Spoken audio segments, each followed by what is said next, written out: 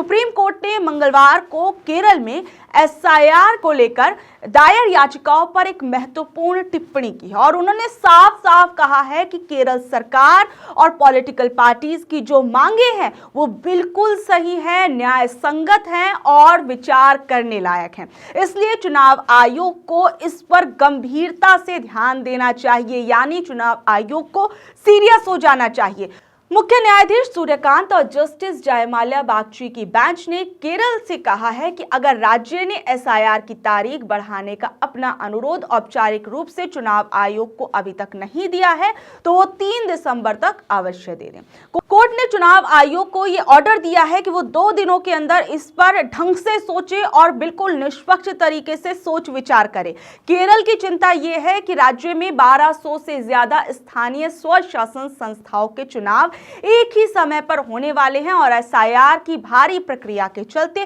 पूरा सरकारी स्टाफ जो है वो इन चुनावी कामों में बुरी तरीके से फंस गया है। राज्य के अंदर ग्राम पंचायत, ब्लॉक पंचायत, जिला पंचायत, नगर पालिकाएं और नगर निगम कुल मिलाकर 23,612 वार्डों में चुनाव होने हैं। मतदान 9 और 11 दिसंबर को है और मतगणना 13 दिसंबर को होनी है। केरल सरकार कह रही है कि स्थानीय चुनावों के लिए 1,76,000 सरकारी और अर्ध सरकारी कर्मचारी और 68,000 पुलिस कर्मी चाहिए। एसआईआर के लिए अलग से 25,668 प्रशिक्षित कर्मचारियों की जरूरत है, जबकि राज्य कह रहा है कि उसके पास अभी रोजमर्रा के काम के लिए भी स्टाफ नहीं बचा है। और स्थिति ये है कि एसआईआर का काम इतने तेज दबाव में किया जा रहा है कि कई जगह बूथ लेवल अधिकारी होने के तनाव में आने की बहुत सारी खबरें जो हैं वो सामने आ रही हैं। यानी आप समझ सकते हैं कि केरल के अंदर जो याचिकाएं सुप्रीम कोर्ट पहुंची उस पर एक तरीके से चुनाव आयोग को